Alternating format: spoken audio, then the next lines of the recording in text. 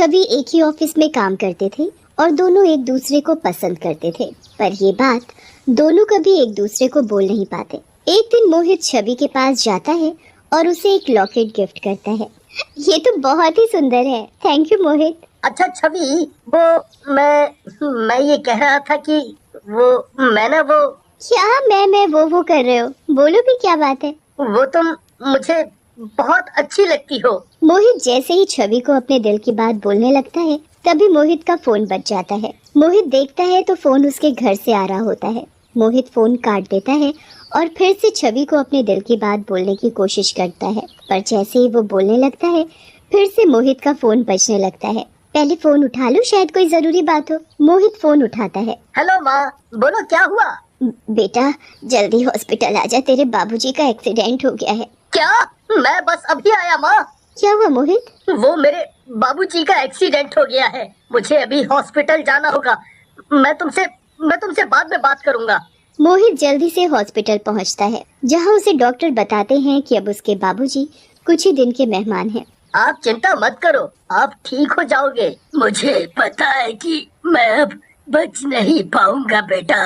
अब तो बस तू मेरी एक आखिरी इच्छा पूरी कर दे। आप जो बोलोगे मैं वो करूंगा बाबूजी। तेरी बुआ ने तेरे लिए एक लड़की पसंद की है, तू बस उससे जल्द से जल्द शादी कर ले। मैं मरने से पहले तेरी शादी देखना चाहता हूँ।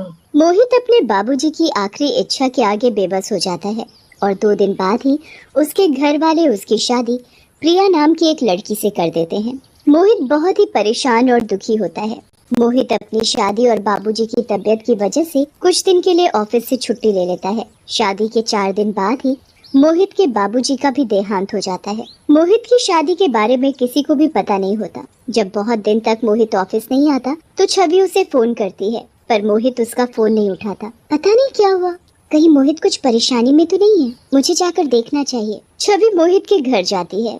जैसे ही वो घर की बेल बजाती है तो मोहित की बीवी प्रिया दरवाजा खोलती है। जी आप कौन? मैं मोहित की ऑफिस की दोस्त हूँ। वो बहुत दिन से ऑफिस नहीं आया और ना ही मेरा फोन उठा रहे, तो मैंने सोचा कि मैं जाकर पूछ लूँ। वैसे आप कौन हो? जी मैं मोहित की पत्नी प्रिया। ये बात सुनकर छवि के पैरों तले जमीन खिसक जाती है। शादी? मोहित ने शादी कर ली? हाँ बस क्या करें, जल्दी जल्दी में सब हो गया और हम किसी को बुला भी नहीं पाए। छवि ये बात बिल्कुल बर्दाश्त नहीं कर पाती और मोहित से बिना मिले वहाँ से चली जाती है। उसके बाद वो अपना सारा सामान पैक करके अपने गांव निकल जाती है। छवि पूरे रास्ते रोती रहती है। मोहित किसी और से कैसे शादी कर सकता है? वो कितना बड़ा धोखेबाज निकला, कितना घटिया निकला। छवि ये बात बिल्कुल बर्दाश्त नहीं कर पा रही होती कि मोहित की शादी हो चुकी है। छवि अपने गांव पहुंचने वाली होती है। उसका गांव शिमला के पास पहाड़ों में होता है। छवि बिना होश के चली जा रही होती है और तभी एक ट्रक आता है और छवि उस ट्रक से टकराकर खाई में जा गिरती है, जिससे उसकी मौत हो जाती है। छवि की मौत होते ही वो एक चुड़ैल में बदल जाती है। मैं किसी को नहीं छोड़ूंगी, मैं सबको मार डालूंगी। कुछ दिन बाद मोहित दोबारा ऑफिस आता है। अरे कमल, पूरे ऑफिस में छवि नहीं दिख रही। अरे पता नहीं यार, पर वो कुछ दिन से ऑफिस नहीं आ रही। ऐसे तो उसने बोला था कि वो अपने गांव जा रही है, पर जब मैंने वहाँ फोन करके पता किया तो वो वहाँ पहुँची ही नहीं। ऐसे कैसे गायब हो सकती है? मोहित उसे बहुत ढूंढता है पर वो नहीं मिलती। ऐसे ही देखते देखते बहुत वक्त बीत जाता है। मोहित और प्रिया का एक प्यारा सा बेटा भी हो जाता है, जिसके साथ वो बहुत खुशी खुशी रहने लगते हैं। एक दिन जब मोहित अपने बेटे कुणाल के साथ खेल रहा होता है, इतने दिन हो गए, कभी तो हमें कहीं घुमा लाओ। बोलो कहाँ चलना है? शिमला, मुझे शिमला जाना है। ठीक है, फिर पैकिंग कर लो, हम 2 दिन बाद ही शिमला के लिए निकल जाएंगे।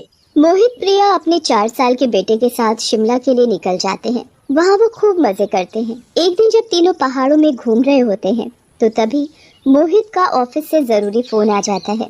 मैं फोन पर हूँ, तो तुम कुणाल का ध्यान रखना।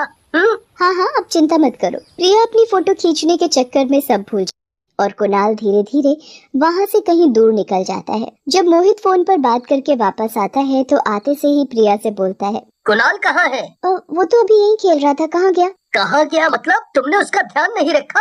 मोहित और प्रिया अपने बेटे कुणाल को यहाँ वहाँ ढूंढने लगते हैं, पर वो कहीं नहीं मिलता। दूसरी तरफ कुणाल चलते चलते एक खाई के पास आ खड़ा होता है और खाई में लगे सुंदर फूलों को देखने लगता है। फूल फूल। कुणाल ठीक उसी जगह खड़ा होता है जहाँ छवि की मौत हुई थी। कुणाल धीरे धीरे अपने कदम आगे बढ़ाने लगता है और तभी उसका पैर फिसल जाता है और वो खाई में पेड़ पर जाकर अटक जाता है। पापा, मम्मा। कुणाल की चीख सुनकर छवि का भूत वहाँ आ खड़ा होता है। ये कौन ऐसे चिल्ला रहे हैं? लगता है किसी की मौत आई है। चुड़ैल लगातार बच्चे की चीख सुनकर इधर उधर देखने लगती है और तभी उसकी नजर एक पेड़ पर पड़ती है जिस पर कुणाल लटका हुआ होता है। कुणाल बस खाई में गिरने ही वाला होता है और तभी चुड़ैल उड़ते हुए आती है और कुणाल को मरने से बचा लेती है। चल जा यहाँ से, वरना मैं तुझे खा जाऊंगी।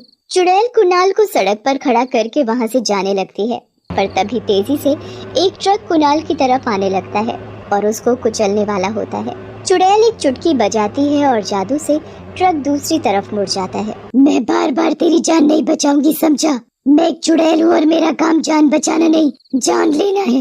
अच्छी चुड़ैल, अच्छी चुड़ैल। मैं अच्छी नहीं हूँ, मैं बहुत बुरी हूँ। चल जा यहाँ से, वरना मैं तुझे मार डालूंगी, समझा? चुड़ैल कुणाल को छोड़कर जाने लगती है, पर कुणाल पीछे से उसकी साड़ी का पल्लू पकड़ लेता है।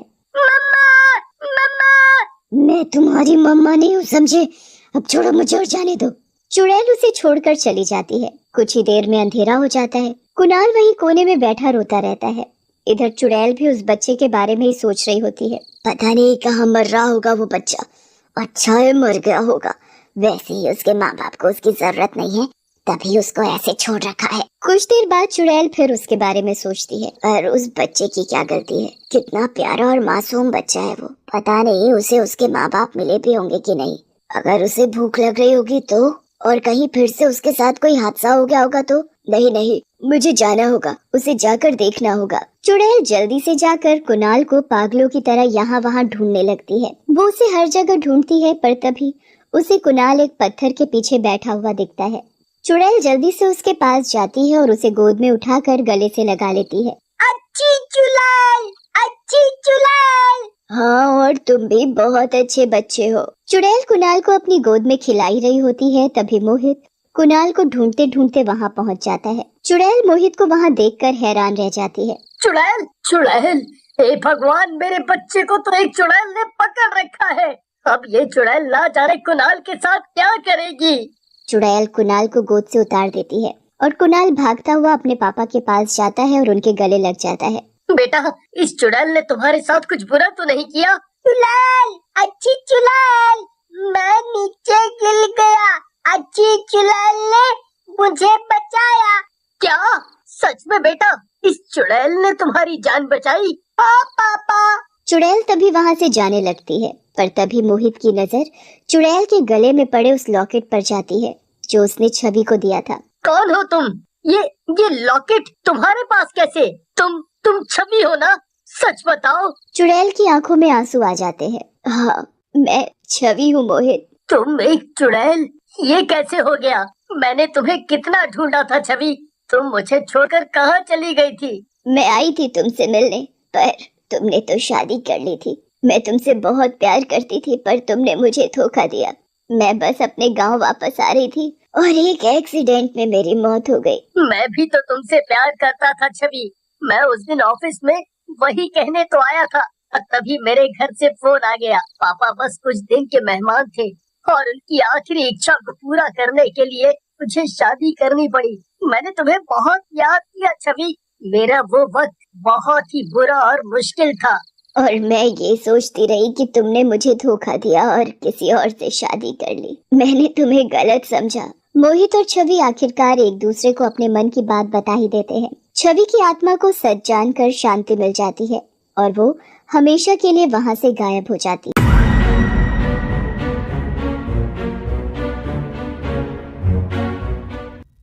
एक दिन डिटेक्टिव मेहुल केमिस्ट्री लैब जाता है तो देखता है लैब के बाहर ताला लगा हुआ है और बराबर में 3 बेकर्स हैं। तीनों के अंदर चाबी मौजूद है। तीनों बेकर्स के अंदर चाबी देख के मेहुल समझ जाता है इन तीनों में से एक केमिस्ट्री लैब का चाबी है। फर्स्ट बेकर में सल्फ्रिक एसिड है, सेकंड बेकर में सोडियम है, थर्ड बेकर में हाइड्रोजन है। मेहुल तीनों बेकर्स को देख के कंफ्यूज्ड हो जाता है। दोस्तों, क्या आप अपना लॉजिकल दिमाग का इस्तेमाल करके बता सकते हो इन तीनों में से कौन सा बेकर का चाबी मेहुल को निकालना चाहिए? सोचिए और अपना जवाब कमेंट में बताइए। इन तीनों बेकर्स में से मेहुल सेकंड बेकर सोडियम को सिलेक्ट करेगा। सल्फ्रिक एसिड और हाइड्रोजन से मेहुल का हाथ जल सकता है, इसलिए मेहुल ऑप्शन 2 वाला सोडियम बेकर सिलेक्ट करेगा। दोस्तों, क्या आपने भी ऑप्शन 2 सिलेक्ट किया था? कमेंट में बताइएगा।